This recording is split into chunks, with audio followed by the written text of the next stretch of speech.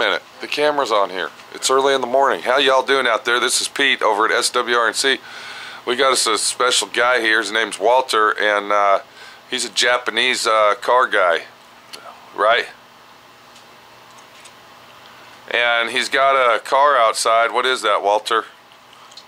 92 Civic SI. I'm sorry. I'm kind of deaf in this ear here. Did you say? 92 Civic SI. Okay, he's got a 92 Civic SI. I don't know what that is, because I'm not really into Jap stuff, but we're going to go check it out and see what he did to it. He was talking about struts and springs and adjustable this and all that. Let's go see what he's going to do, because my friend Pete's going to paint that car for him today on a buddy deal. But we have a deal that Walter's going to do all the work, and all I'm going to do is spray it, right? Okay, let's go look at his car and see what he's got.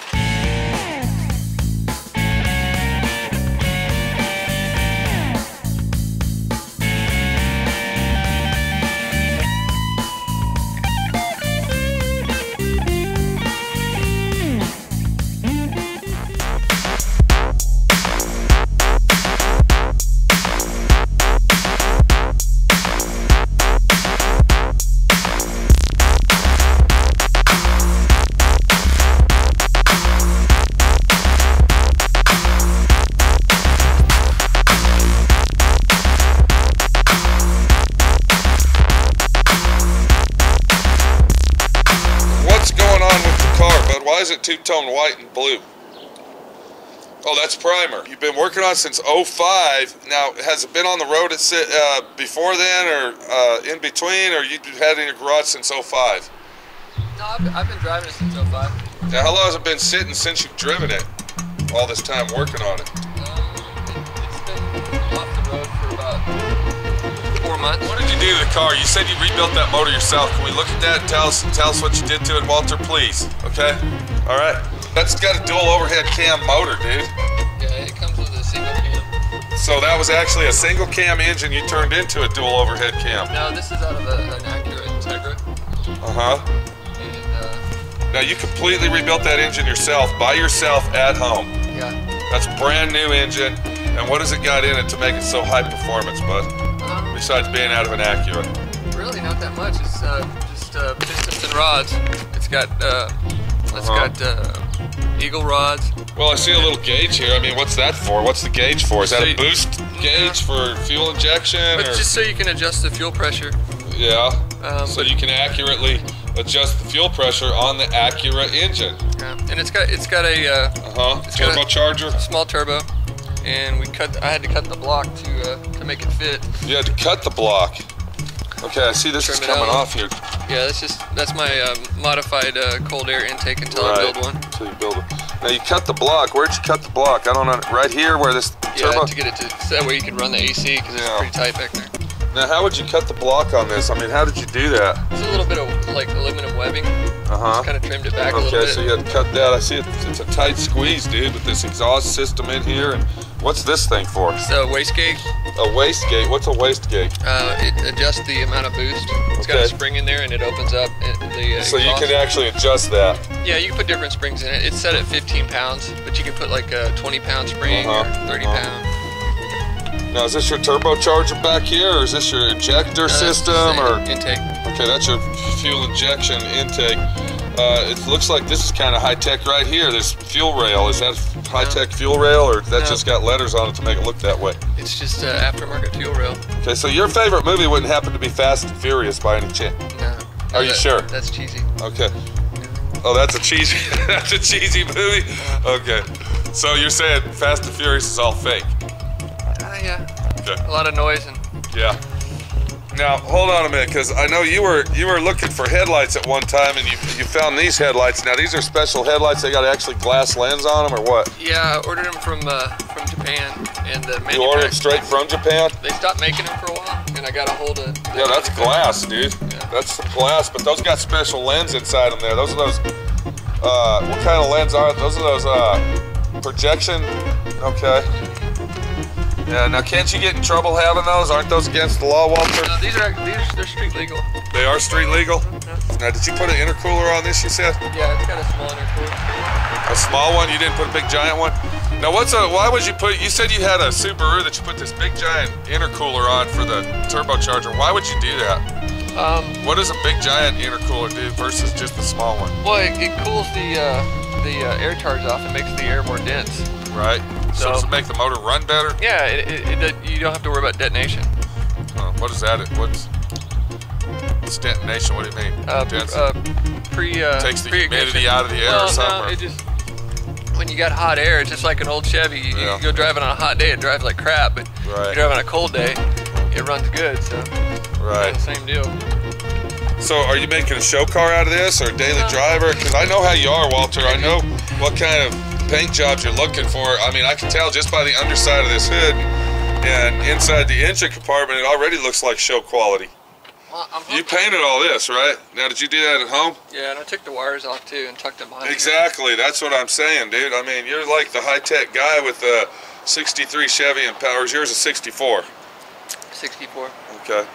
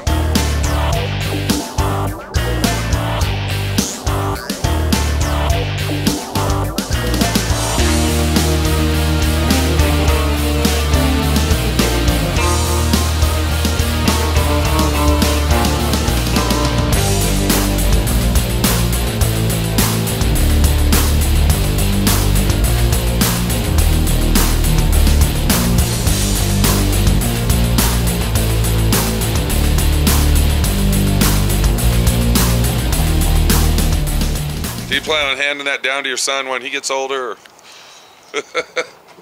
We don't know. He's gonna have to build something. What kind of lowering kit you got on this, bud? That thing's pretty nice. It sits pretty low. Adjustable coilovers. Now, when you say adjustable coilovers, how do those work? Because all I've ever heard, you just put those iBox. There's a brand called iBox Springs. How do adjustable coilovers work? Is there like several different settings on those? You can different angles and ways that you can do that. Well, I mean, they're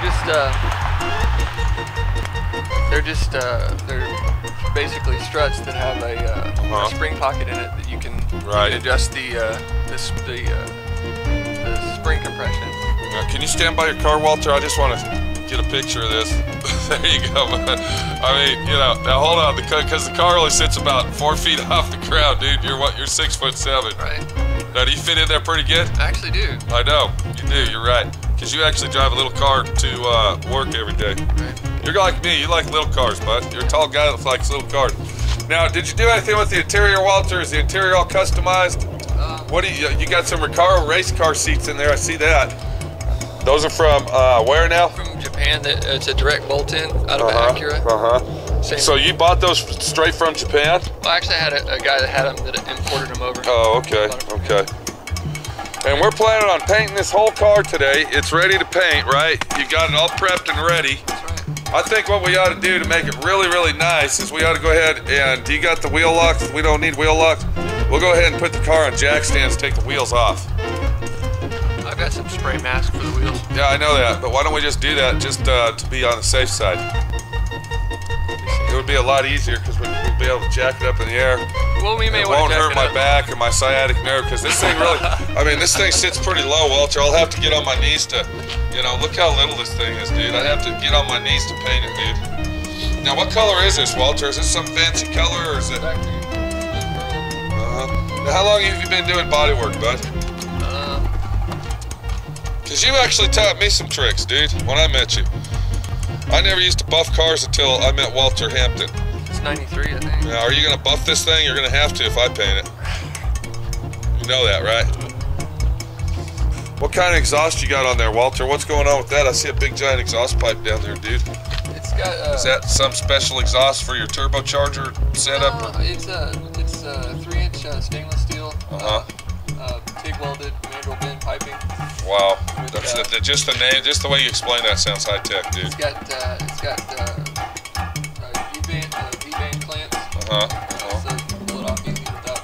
Oh, okay. So it's like aircraft clamps. Right.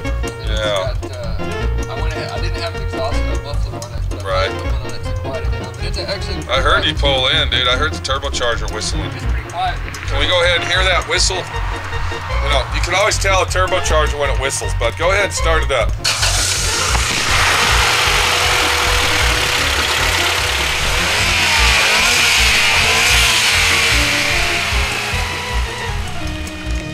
Now keep in mind, Walter completely built this engine himself, by himself at home with his own tools, and he also did all the paint and body work that you're looking at right here. And I gotta say, Walter is one of these precise guys that is a flawless type person. If you look down the body, you can see there's not one flaw in the body at all. This thing's straight as an arrow. I mean, even the wet sand job. Did you wet sand this? Yeah. With what? What did you wet sand it down to? 600.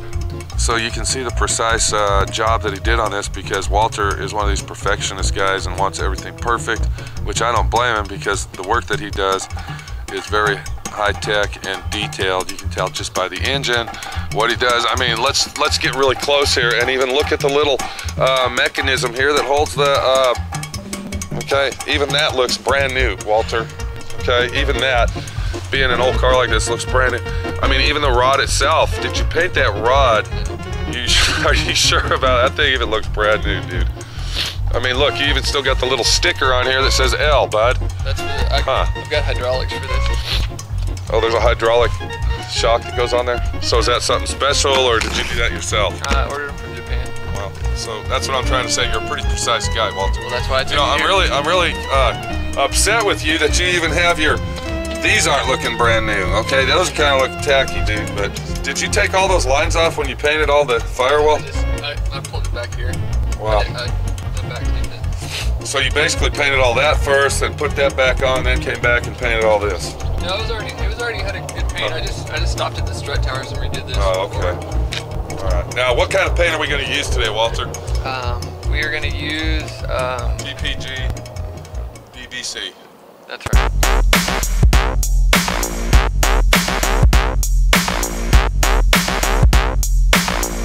Being a painter in the jar, because you like to investigate all the situations.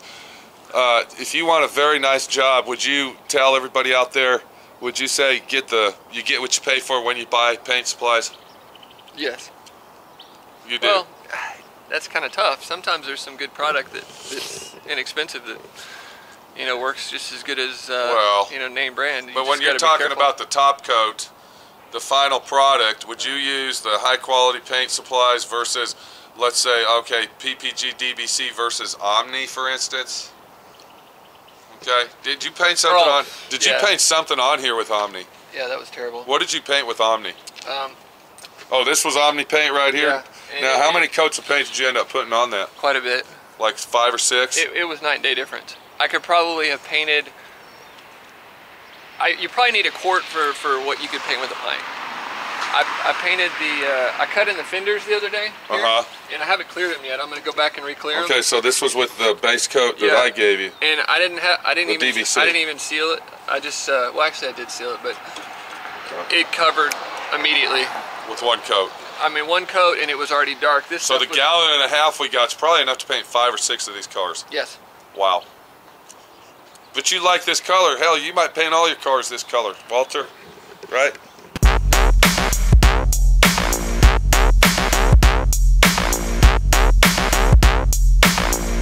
Would you call this the Y2K hot rod world right here? Japanese cars?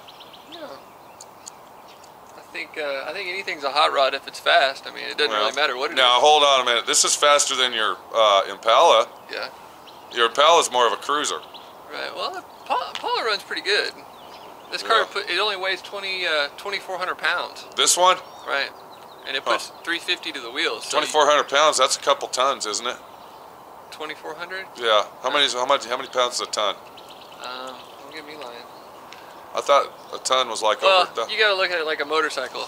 A motorcycle with 100 horsepower is just stupid fast. Oh, hell yeah. So this car has 350 if the tires will stick. Right, right. So it doesn't weigh half of what most cars weigh. Huh. What a new Challenger, I think, is like 6,000 pounds. Oh, okay, I see what you're saying. So you got less weight Are you excited, Walter? I'm excited, but we got to get to work. We got to get to work, dude. Let me open the shop. We'll get it in there, and you can start working. Okay? Am I going to have to help you on this, or am I just here to paint only? You're just here to paint only. I think maybe you might say I'll just paint it. You can use my spray guns if you want. No, Pete. You sure, dude? You are. You don't want to paint it. I don't want to have to buff it. What are you talking about? You're going to have to buff it, dude. Wait, I don't have a downdraft high-tech paint booth, Walter. All right, well, I better start cleaning that booth. It's already clean. We've already cleaned it. Let me get her opened up, bud. Okay? You got a nice car, Walter. You do great work, dude. You ought to have your own shop, but you won't do that, will you? Too much work.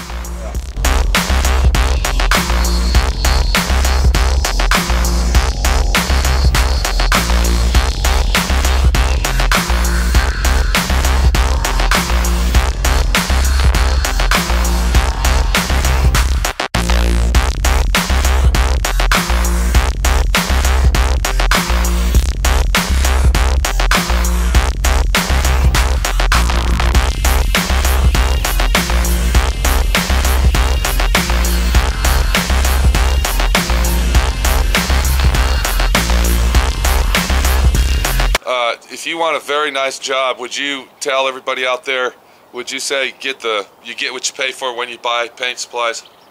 Yes.